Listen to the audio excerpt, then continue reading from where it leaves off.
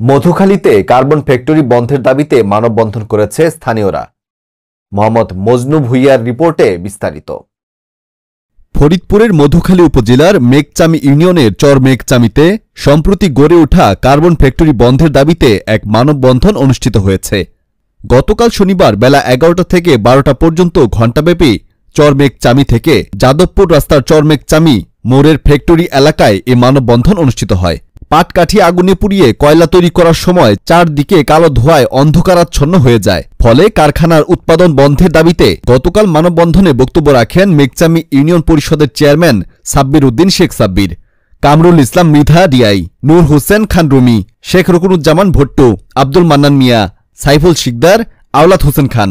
বক্তারা বলেন, অবৈধভাবে গড়ে ওঠা কার্বন ফ্যাক্টরি কালো ধোঁয়ার কারণে এলাকার ফসলের ক্ষতি হচ্ছে, এলাকার লোকজনের মধ্যে বেড়েছে অসুস্থতা। এমন চলতে থাকলে ভবিষ্যতে পরিবেশের উপর ভয়াবহ বিপর্যয় নেমে আসবে। পরিবেশ অধিদপ্তরের অনুমতি না নিয়েই গড়ে ওঠা পরিবেশের ক্ষতি করা এই কার্বন ফ্যাক্টরি বন্ধ করা জরুরি। মেঘচামি ইউনিয়ন পরিষদের চেয়ারম্যান ব্যাপক হারে সমস্যার সৃষ্টি হচ্ছে। এই পাশে দাঁড়ালে ভালো হয়, মানে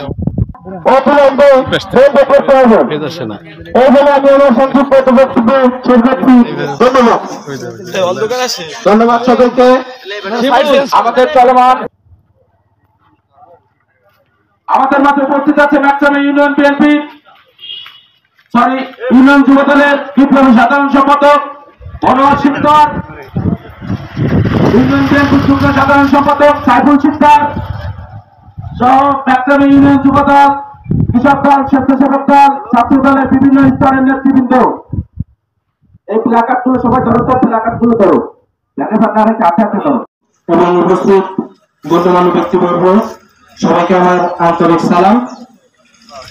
আজকের এই মানববন্ধনটা যে বিষয়টাকে কেন্দ্র করে এখানে একটা ছায়ের মিল, যেটা পরিবেশের জন্য খুবই আশঙ্কাজনক। এখন হয়তো আমরা এর ক্ষতিটা সামান্য দেখতেছি, বাট আগামী ৫ বছর ১০ বছর পরে আমাদের এই অঞ্চলে ক্যান্সার এবং অন্যান্য যেসব জীবনঘাতী রোগ আছে সেগুলোতে আমরা এই মেঘচামির মানুষ আক্রান্ত হতে যাচ্ছি। তারই পরিপ্রেক্ষিতে যে আমাদের সাধারণ মানুষের জীবন যাতে রক্ষা পাই, আমরা এইসব জীবনঘাতী রোগ থেকে যাতে রক্ষা পাই, তারই পরিপ্রেক্ষিতে আজকের এই ছায়ের যে মিলটা আছে এটা বন্ধের দাবিতে আজকের এই মানববন্ধন।